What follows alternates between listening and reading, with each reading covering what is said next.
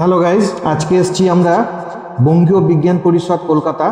তো এখানে আজকে একটা ফিজিওথেরাপির ওয়ার্কশপ চলছে। যে অত্যাধুনিক সার্জারিগুলো এখন হচ্ছে, সেই অত্যাধুনিক সার্জারির পরের ফিজিও কেমন হবে সেই নিয়ে সিনিয়র ডক্টরদের সঙ্গে আমাদের একটা সেমিনার ছিল। দেখুন, আমরা এখানে চলে এসেছি এবং বেঙ্গলের যত ফিজিওথেরাপিস্ট আছে মোটামুটি সবাই এক এক করে আসতে শুরু করেছে।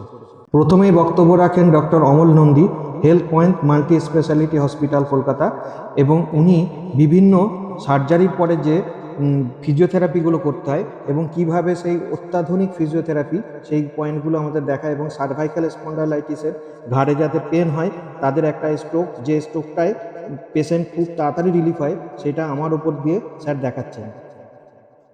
তারপরে বক্তব্য রাখেন কলকাতা মণিপাল হসপিটালের রোবোটিক সার্জন, এবং তার অতি মূল্যবান বক্তব্য আমাদের চলার পাথেও। এরপরে বক্তব্য রাখেন অল ওয়েস্ট বেঙ্গল অর্থোপেডিক ডিপার্টমেন্টের প্রেসিডেন্ট।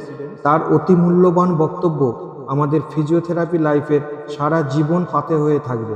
সারাদিনব্যাপী ফিজিওথেরাপি ওয়ার্কশপ চলার পরে doctor Amal Nandi, health point multi speciality হসপিটালের ডক্টর, আমাকে ফিজিওথেরাপি সার্টিফিকেট প্রদান করেন এবং ওই ডাক্তারবাবুর কাছে আমি চিরকৃতজ্ঞ।